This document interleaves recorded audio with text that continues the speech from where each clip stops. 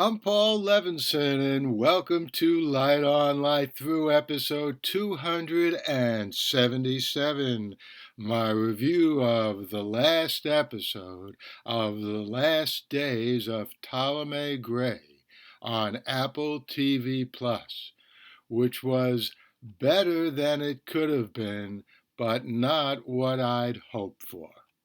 And there are spoilers ahead. Well, at least Ptolemy didn't take his own life, as suggested by the opening of the very first episode. But he died with barely, if any at all, of the enormous improvements in his mentality brought about by Dr. Rubin, aka Satan's medical treatment. And I wanted Ptolemy, with his exceptional intelligence, to come up with a way of making that last. But years ago when I first started out as a writer, I once heard another author retort when his work was faulted by a critic. The author said, "Hey, if you think that's such a good idea, why don't you go write your own story?"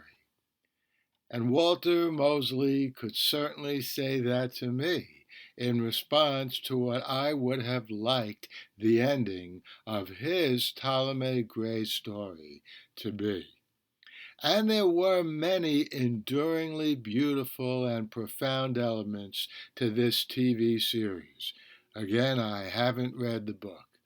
Robin's development was wonderful to see. The baddest guy got just what he deserved.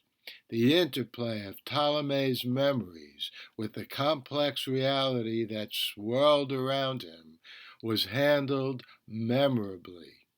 Indeed, it's not too clever to say that the whole story about the loss of human memory was handled memorably. It's really true. Getting old is a hell of a thing. The Last Days of Ptolemy Gray is eminently worth seeing, even if it doesn't have the happy ending my stubborn heart desired. And I hope you enjoyed this review of the finale of The Last Days of Ptolemy Gray.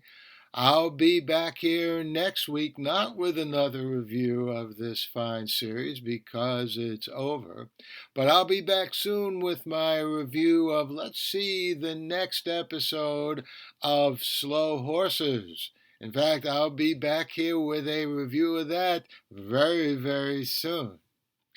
In the meantime, stay safe, stay sound, and do whatever you can to help those brave people in Ukraine fight off those Russians and their war criminal attack.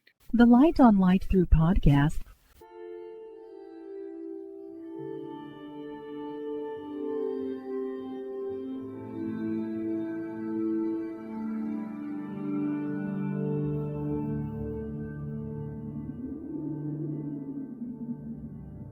Athens, 2042 AD.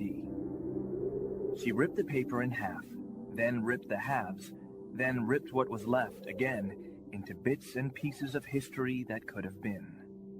Sierra Waters had read once that, years ago, it was thought that men made love for the thrill, while women made love for the sense of connection it gave them. Curled Up with a Good Book says, Sierra Waters is sexy as hell. You can find out more about The Plot to Save Socrates by Paul Levinson at theplottosavesocrates.com.